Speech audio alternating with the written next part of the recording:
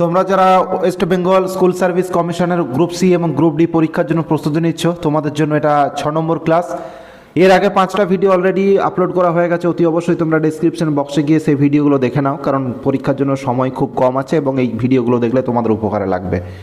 তো অতি অবশ্যই তোমরা দেখে নিও।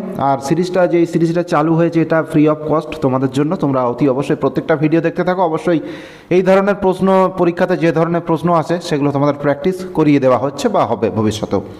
আমরা চলো দেখে নিই আজকের কি প্রশ্ন আছে।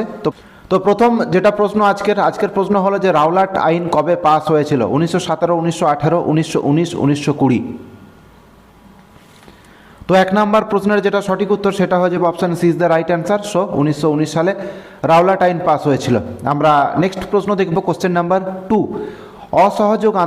অসহযোগ আন্দোলন কবে শুরু হয়? 1920, 1921, 1922, 1923।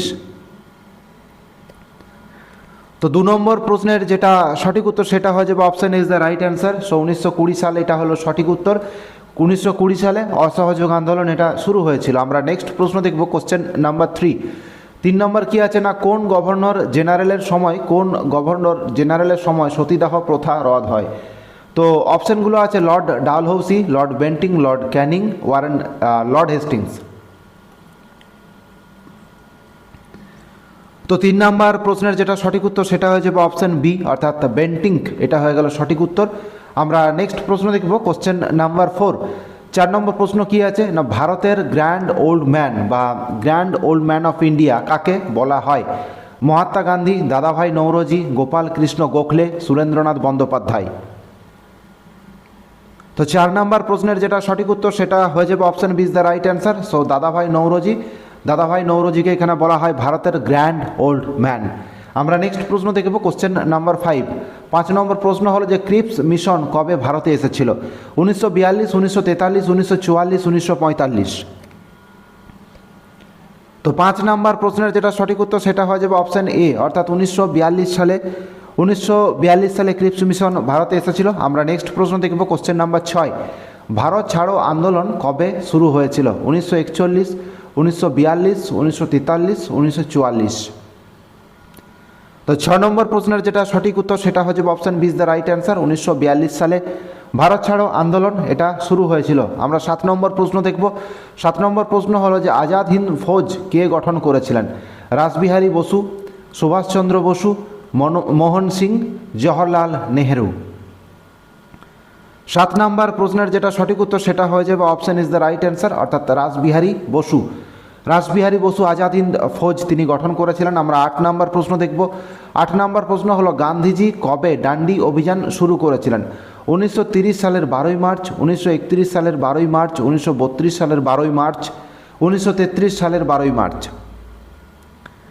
তো 8 নম্বর প্রশ্নের যেটা সঠিক উত্তর সেটা হচ্ছে অপশান এ, অর্থাৎ 1930 সালের 12ই মার্চ মহাত্মা গান্ধীর যেটা দান্ডি অভিযান সেটা শুরু হয়েছিল। আমরা নেক্সট প্রশ্ন দেখব যে কোন বছর বঙ্গভঙ্গ কার্যকর হয়েছিল? 1904, 1905, 1906, 1907। তো 9 নম্বর প্রশ্নের যেটা সঠিক উত্তর সেটা হয়ে যাবে option B is the right answer, অর্থাৎ 1905 সালে বঙ্গভঙ্গ কার্যকর হয়েছিল। আমরা নেক্সট প্রশ্ন দেখব, কোশ্চেন নাম্বার 10। কে দীন-ই ইলাহি প্রবর্তন করেছিলেন? বাবর, হুমায়ুন, আকবর, জাহাঙ্গীর। তো 10 নম্বর প্রশ্নের যেটা সঠিক উত্তর সেটা হয়ে যাবে option C is the right answer, অর্থাৎ আকবর তিনি দীন-ই-ইলাহি এটা প্রবর্তন করেছিলেন। আমরা নেক্সট প্রশ্ন দেখব, কোশ্চেন নাম্বার 11। বক্সারের যুদ্ধ কবে হয়েছিল? এটা একটা 1757, আর এটা 1764, এবং এই জায়গাটা একটা মিস্টেক আছে, 1765, এবং নেক্সট অপশানে আছে 1857। তো এই প্রশ্নটা তোমাদের জন্য, অর্থাৎ 4টা সাল আছে, 1757, 1764, 1765 আর 1857। তো এই প্রশ্নটা তোমাদের জন্য অতি অবশ্যই তোমরা যারা জানো অতি অবশ্যই এই প্রশ্নটার উত্তর কমেন্ট সেকশানে কমেন্ট করে জানিও। আমরা নেক্সট প্রশ্ন দেখব, কোশ্চেন নাম্বার 12। মুঘল সাম্রাজ্যের প্রতিষ্ঠাতা কে ছিলেন? আকবর, বাবর, হুমায়ুন, শাহজাহান। তো 12 নম্বর প্রশ্নের যেটা সঠিক উত্তর সেটা 12 নম্বর প্রশ্নের সঠিক উত্তর হয়ে যাবে option B is the right answer, অর্থাৎ বাবর। আমরা নেক্সট প্রশ্ন দেখব, কোশ্চেন নাম্বার 13। যে পানিপথের প্রথম যুদ্ধ কত সালে সংগঠিত হয়েছিল? 1526, 1556, 1761, 1527। 13 নম্বর প্রশ্নের যেটা সঠিক উত্তর সেটা হয়ে যাবে option is the right answer, অর্থাৎ 1526। এবং এই প্রসঙ্গে পানিপথের প্রথম যুদ্ধ, দ্বিতীয় যুদ্ধ এবং তৃতীয় যুদ্ধ, তিনটে যুদ্ধই তোমরা অতি অবশ্যই দেখে নিও, কাদের মধ্যে হয়েছিল, কে জিতেছিল, কে হেরেছিল এবং কত সালে হয়েছিল। অতি অবশ্যই তোমরা এই জিনিসগুলো দেখে নিও, কারণ এগুলোই পরীক্ষাতে আসে। আমরা নেক্সট প্রশ্ন দেখব, কোশ্চেন নাম্বার 14। বাবরনামা বা তুজুকি বাবরি কোন ভাষায় রচিত? ফার্সি, আরবি, তুর্কি, উর্দু।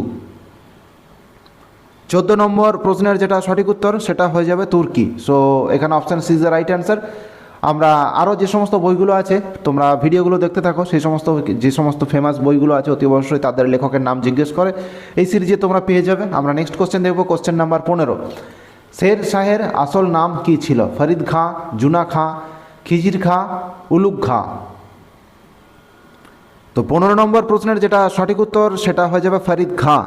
তো অপশান ইজ 15 নম্বর প্রশ্নের option is the right answer, অর্থাৎ অপশান এ এটা সঠিক উত্তর হয়ে যাবে। আমরা নেক্সট প্রশ্ন দেখব, কোশ্চেন নাম্বার 16। পানিপথের দ্বিতীয় যুদ্ধ কত সালে হয়েছিল? 1526, 1556, 1576, 1605। তো 16 নম্বর প্রশ্নের যেটা সঠিক উত্তর সেটা হয়ে যাবে option B is the right answer, 1556 সালে।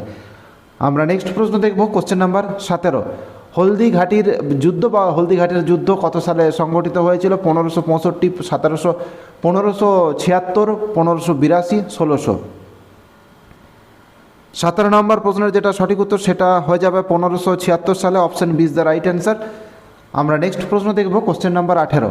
যে দিন ই ইলাহি কে প্রবর্তন করেছিলেন? বাবর, আকবর, জাহাঙ্গীর, শাহজাহান। তো এর যেটা সঠিক উত্তর সেটা হচ্ছে option B is the right answer, অর্থাৎ আকবর। 18 নম্বর প্রশ্নের option B is the right answer.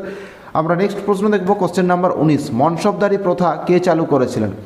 Babur, Akbar, Jahangir, Shahjahan.